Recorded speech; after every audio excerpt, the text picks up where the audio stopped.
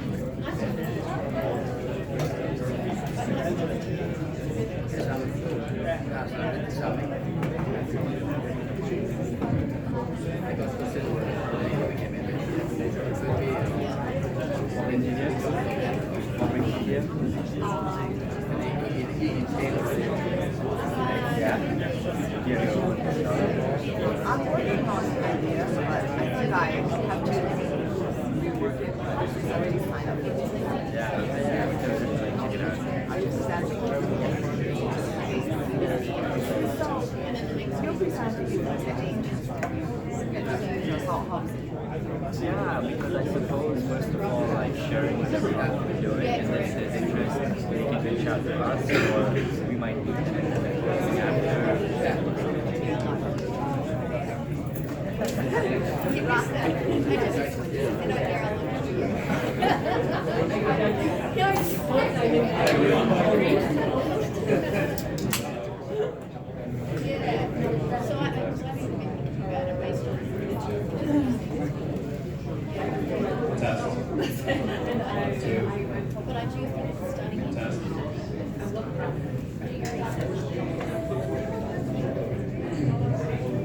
Hi everyone, my name is Dan.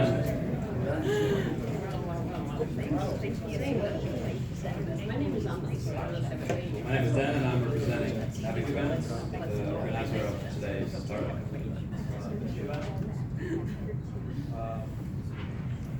Working. We're going to get started now. This is a recorded event, so please put your phones to silent, please. First of all, we want to thank our sponsors, Epic. Epic is an e-commerce website for frontier technology products and events. Frontier tech includes AR, AI, blockchain, robotics, biotech, and other bleeding edge industries. This event is also sponsored by Globalized Accelerator. Globalized Accelerator offers short-term cohort-based executive programs in Silicon Valley for senior executives and seasoned entrepreneurs. The company has 70 ambassadors around the globe and a growing community of 4,800 plus global leaders. We'd also like to thank UC Berkeley Extension for providing this excellent venue for today's event.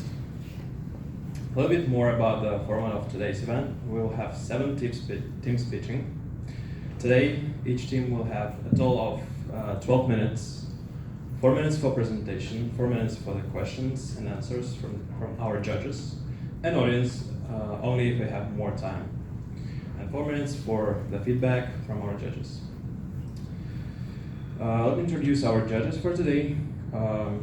Joey Lee is welcome. Joey is a Berkeley Haas MBA, focused on AI, ML, enterprise, and deep tech venture investments. He's currently at Skydeck as a venture fellow. Joe, can you please tell us about yourself, your companies, your investment theses, and what do you look for, and any prior relevant investments? Yeah, just real quick. So for those who don't know Skydeck, we are an accelerator in Berkeley that's affiliated with UC Berkeley, but as well uniquely as having private LPs. So our LPs include Sequoia Capital, Mayfield, Sierra Ventures. We generally take pre-seed companies that are looking to go through a 6-month process and raise the seed round after demo day. The success rate is usually 50 to 60%. We focus on deep tech, B2B. And we do take global founders, so if that sounds like it's you, come talk to me afterwards. Yeah. Thank you.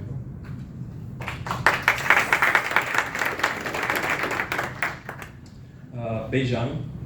Bei is a Pair VC fellow and helps the Pair team to find student founders with high potential, focusing on deep tech investments. So I'm here representing Pair VC today. Pair VC is a Palo Alto-based VC that really cares about immigrant founders, student founders, and want to take founders from 0 to 1 process. Some of our famous startups in our portfolio includes DoorDash, which is Berkeley alumni startup as well, and our first IPO is Spartan Health. Our portfolio companies collectively has raised more than $40 billion.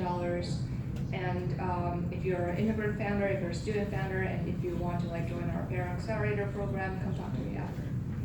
Thank you. We have 3 surprise investors and seasoned executives today. Ronnie Grossfeld. Ronnie is founder and CEO of Inlet Startups, Go Global, bootstrapping and globalization boutique accelerator for B2B early stage high impact startups. Ronnie is also co-founder of Linkard App, a new generation instant networking platform for professionals and businesses.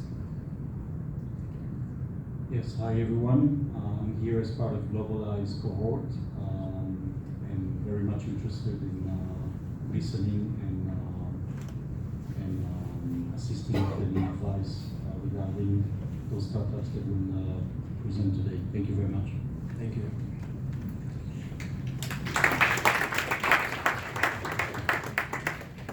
Next one is Alex Deagas. Alex is CEO and partner of Your Representative SA, an insurance and reinsurance broker based in Athens, Greece, and working with several markets in Europe and Latin America. Hello everyone, I'm Alex. We are here today because of Globalize. Globalize has brought us on this nice area to get all this mindset of Silicon Valley. My job is an insurance broker. I'm based in Greece, but I'm dealing with the almost whole European market and also quite a lot of countries inside Latin America. I inherited my business from my father back in 2014. It was a local business in Greece of 120 million euros on an annual basis, and today, in 2019, we have closed on 6.2 billion euros globally. We raise capitals for different countries to enter, and we are very IT sophisticated, and we are looking for opportunities on insurance and finance business. Thank you. Thank you.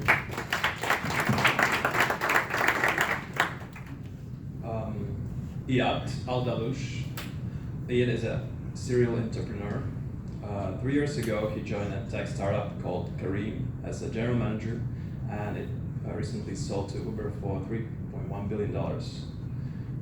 He's currently founding a new startup called Propel, which aims to disrupt procurement in the construction industry. Hey everyone, I'm Iyad and I'm here as part of the Globalize. And I would love to assist for any advice if needed. Like I said, I'm a serial entrepreneur. I've been through this, I've been through the pain. We just exited from a startup that's considered to be a gigantic unicorn, so to say. But at the same time, I am currently founding a new company, and I'm raising funds for myself for the new company. So I understand the pain. I've done it before, and I'm going through the process again. So I have a humble experience in this field. If you guys need any assistance, you can reach me out through LinkedIn. Thanks. Thank you.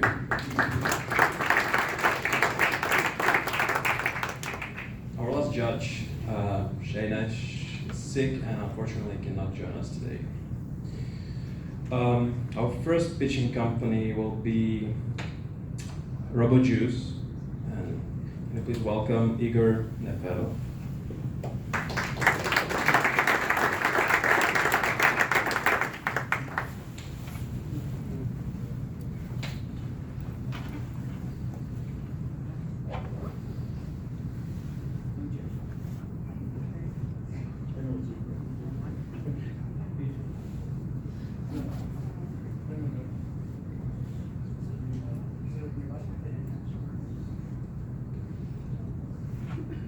112.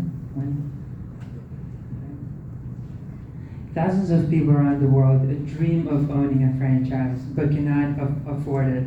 If you were to open a Jamba Juice, it will cost you around $500,000 to open a location and will take around 5 to 7 years to recoup the initial investment. And not a lot of people can afford that. Hi, my name is Igor and I'm the CEO of RoboJuice. RoboJuice is a kiosk with a human-like robot that makes juices and smoothies in 30 seconds. It'll offer 15 different options and it will remember exactly what you want. And if you wanted to own one of those RoboJuice franchises, it'll cost you $30,000 to open and about 2 to 4 months to recoup your investments. So far, we've built multiple prototypes and have received requests for over 70 franchise locations from around the world, and we have not done any advertisements whatsoever. So the market, it's a $15 billion market, and it's growing by around 7% a year, which is 2 times faster than coffee. We have 2 main revenue models. Number 1, we're planning to install our own locations, and also we plan to sell franchises. So this year we're planning to install 3 locations in the Bay Area, and by 2021 we'll start selling franchises. We plan to find new franchise owners using existing franchise platforms such as FranchiseGator and others. And by 2025 we're hoping to be acquired by Focus Brand, who purchased a Jamba Juice 2 years ago for $200 million. So our team, my co-founder had 2 exits previously in the food industry, has 7 years of experience in food and retail industry, and has experience in electronics and robotics.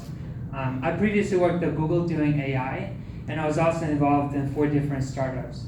I have 6 years of software and also working in a startup. And then we have another person helping us with the development.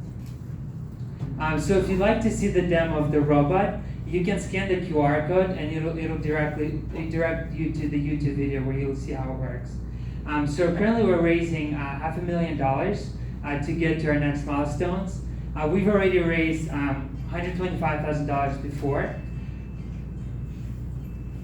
So how much time do you have?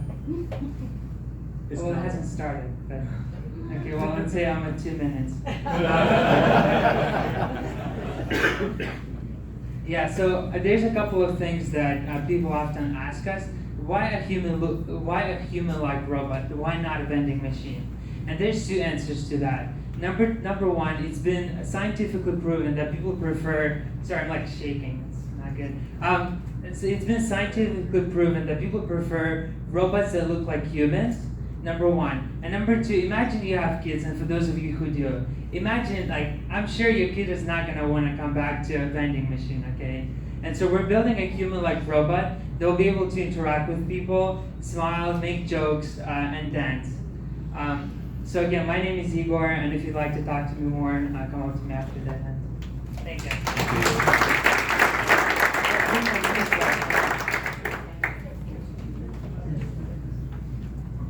Just, could you elaborate on the business model? Sure. So we plan to install our own locations, sort of like Jamba Juice does it partially. They have small section of their own locations, and they also sell franchises. So this is our similar business model, but we're planning to focus more on installing our own locations because the cost of labor is not there. So we don't pay the 50% for the labor, for the rent that Jamba Juice pays. So we save a lot of money on that. Igor, nice presentation. Have you done an MVP? We've already built a prototype, and you can actually see the product actually working. Yeah, that's a prototype from the technical point of view. I'm talking about an MVP to prove the monetization model, to prove the acceptance by the market. Yeah. So as I mentioned, we've received 70 requests for 70 locations from different people around the world. That's number 1. In terms of the MVP, I'm not quite. I'm referring to actually having 1, 2, 3 locations with robots working and see how people react to it, whether they buy the product or not. Yeah, makes sense. So we're planning to install our first location at the beginning of summer, so we're still in the process. Okay, thank you. Hi, Igor, this is Jan. Hi. So you received 76 requests from around the world. I'm curious, how did you do that? So we are part of an accelerator in Boston. Number one, some people noticed us from there. Number two, we recently were featured by San Francisco Business Times and in other publications. So we still keep getting emails, requests from people that, once in a while. And by request, you mean that people are saying that we will pay for the franchise? And we will So they had to fill out the form. They were saying that, hey, I'd like to request more information about the robot. Okay. And yeah. And part of the reason Jamba Juice is successful is that the juice is good. Yeah, for sure. How do we know, and how do those people know how good is the juice here? It's an interesting question. They'll have to try it. That's kind of my answer. The thing is, Jamba Juice spends about 22% on the cost of sale, and so they cannot afford to use like high quality ingredients just because it's going to cost more. We can afford to spend more money on better ingredients, and thus offering better quality juice than Jamba Juice does. Cool. Last question. You're raising $500,000. That's correct. Valuation of what? We can talk more about it. I'll work out something that works for both of us. Thank you, Igor. For sure. Thank you. We'd like to open up the floor for questions from the audience. Any questions? Hi, thank you. My name is Carlos Luca. Just curious as to what is your competition in this market? Because I'm pretty sure that I've seen a coffee making robot at the Mitrion food court. Just can you talk a little bit about the competition in this market right now? Yeah. I don't consider coffee as competition at this point. It's a whole different market. Making coffee is different from making juice. And in our situation, we've developed proprietary technology for like a specific blender that self-cleans itself, thus improving the speed of preparation. We have another competitor called Blended. It's based here in I think it's Sunnyvale. There's a number of reasons why we're better. And I haven't mentioned that we're using, for technology side, we're using hydraulics instead of servo motors, for those of you who understand what it is. And so a lot of those robots that company use, they're very expensive because they use those servo motors. We're using hydraulics, which is a completely different approach, and it would reduce the price of the robot dramatically. So the price is one of them, and also speed. We're much faster than the nearest competition. Do you have the intellectual property? That's correct, yes, we have 2 patents. So one of Blended's claimed advantage is that they can be blended like into existing restaurants or something. Like, do you guys plan to do that? So at this point, we're at some point yes, but right now we're focused on like actually installing our own locations first, and then see where to go from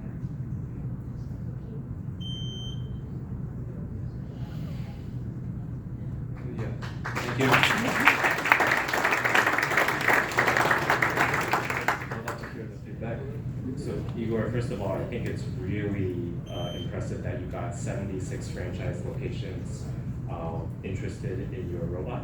Maybe you guys forced them to make a PDF, but it would have been nice to see the video. I think that would have been really powerful. Just in terms of the business model, I think if you could just sort of walk us through like what's the rationale of building your own location first, because that will require marketing and CapEx. So you got to make the numbers work out as well. Yeah. One thing that I was really interested in hearing you like talk about, but you didn't really mention your pitch, was that like, first of all, overall, like the pitch was amazing, and I saw like a prototype video. It was really cool. It really looks like human, and yeah.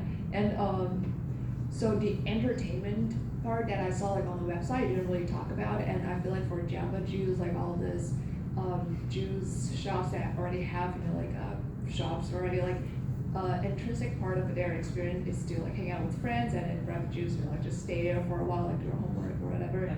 So we didn't really talk about that. So how to account for like like that loss of like experience of not right now. Yeah. I think from that, possibly should do coffee for sure. Okay, based on existing businesses that do similar things, I believe the potential is there. I would expect you to do field testing, and you can learn a lot from doing it both on the reaction, on the business, on the monetization side. So I'm missing that part as a prior step for launching with an investment. I think that what you are talking about is the future. We are going there, we are getting there for sure. The thing is that you don't have to act like a robot up there. Don't be so anxious. You are presenting as producers. It's something healthy. You have to be smiling and passionate because you really believe what you are doing. So, okay, all the best. Yeah, I'm gonna actually comment on the presentation as well, and I have the same point. I've seen you pitching twice this week, and I congratulate you for the courage. You have a very good courage to stand up and pitch your idea. And it's an amazing idea, so there's no reason for you to be shaking. You're doing awesome. I also want to say that if I'm walking into a mall and I see a vending machine selling juice and a robo selling juice, for sure I'm going to the robo, right? Because it's cool. So from an acquisition point of view, from a customer acquisition point of view, the robo will win. But when it comes to retention, it's really all about the juice, right? I mean, if the juice is good, I'll come back, whether it's a robo or a vending machine. So the only edge you have as being a robo versus a vending machine or versus a human is a customer acquisition tactic. That's it. And once if you win this, everybody will do it. And here's where you use your edge. So I think it's a great idea.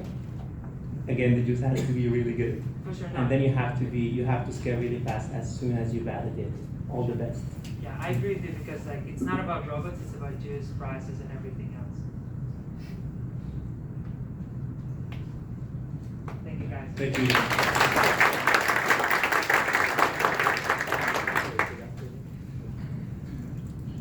Our next pitching company will be Quickly. Please welcome Janender Hannah.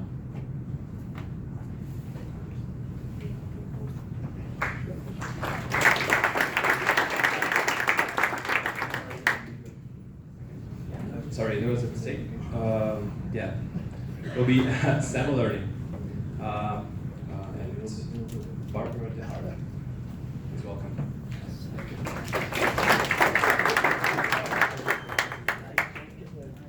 Okay, can I hear a little bit more applause, please?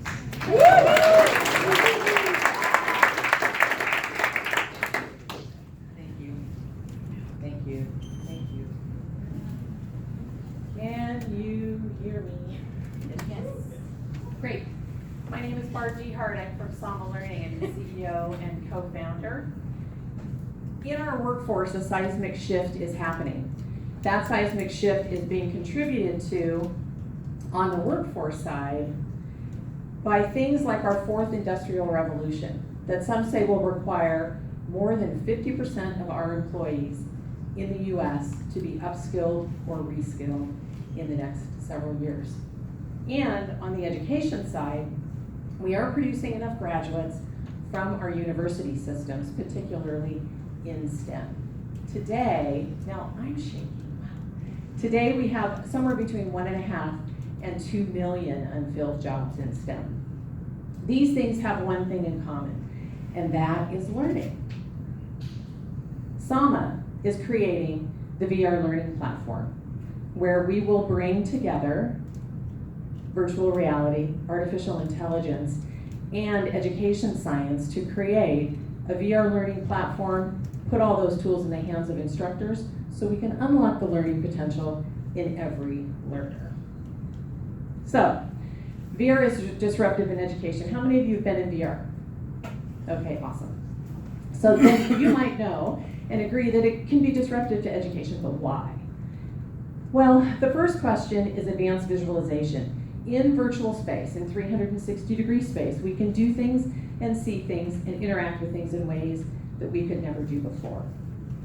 But VR is also the ideal place for us to implement best education practices that come to us from 50 years of education research. We also have the ability with the data, the volume and the quality of data that comes to us from those user experiences to be able to create a data-driven improvement loop and begin the process of personalized learning for our education. So we're building a VR classroom, but will it work? Great question. We set out to figure that out.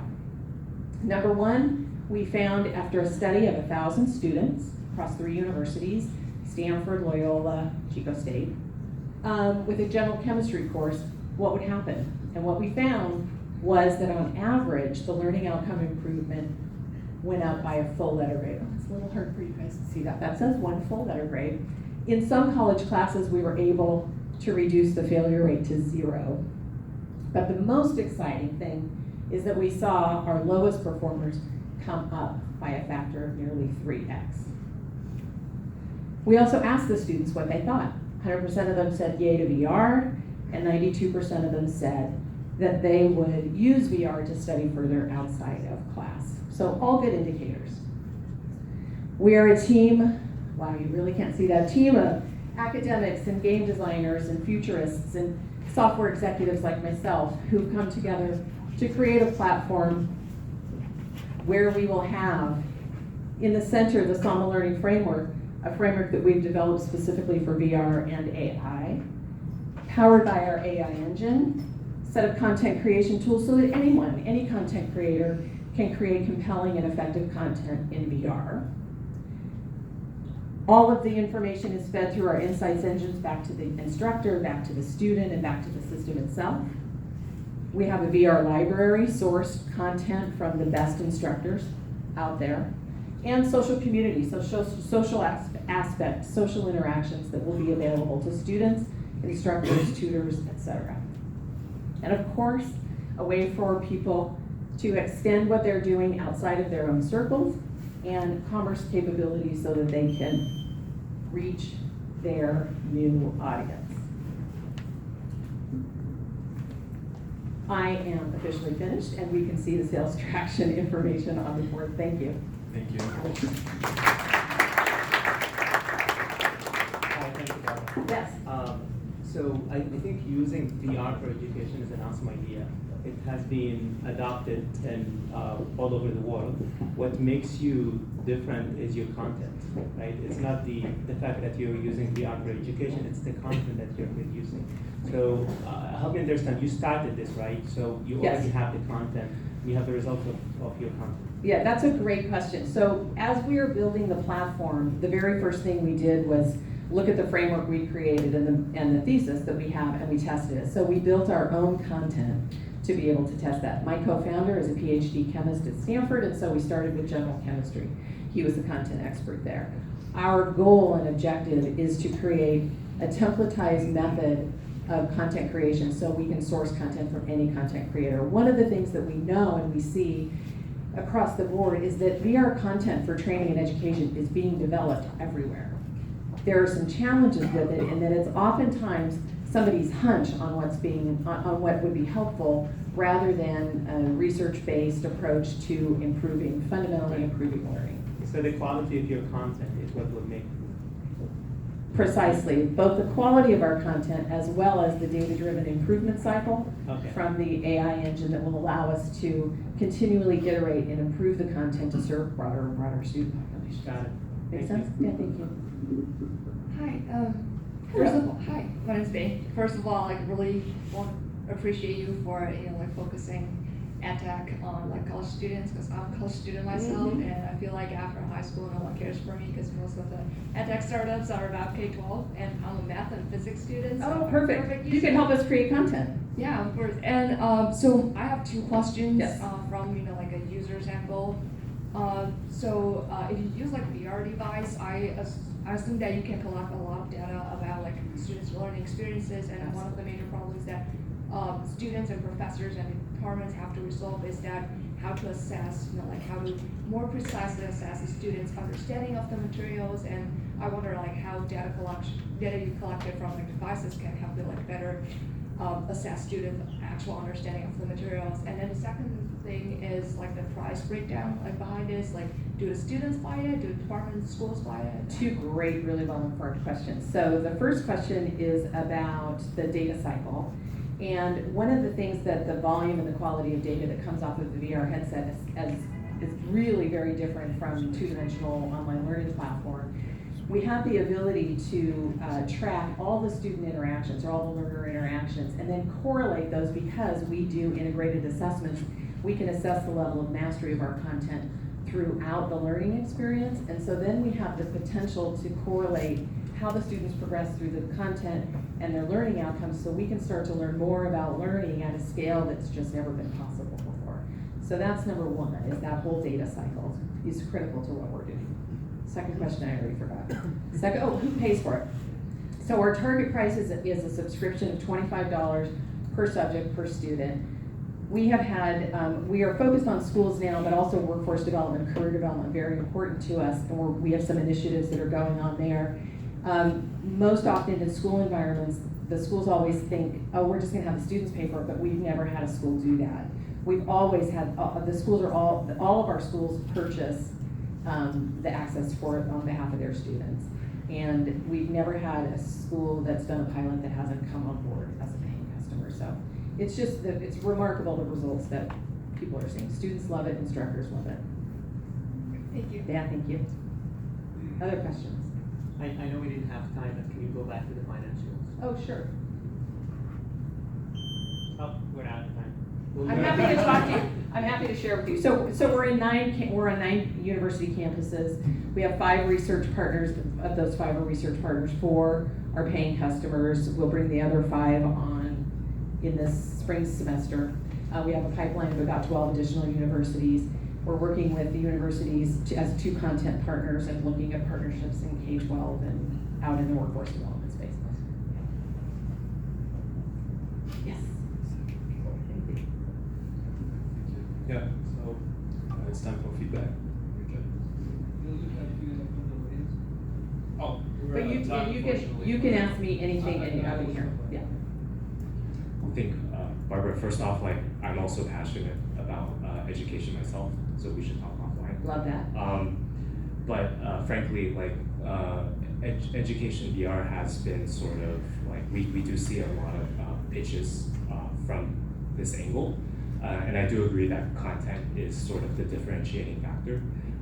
And that somehow has to translate to the financials. So whether that means, finding an angel or bootstrapping a little bit longer to kind of show that revenue growth, I think that will be helpful when you go out for your raise. Great, thank you.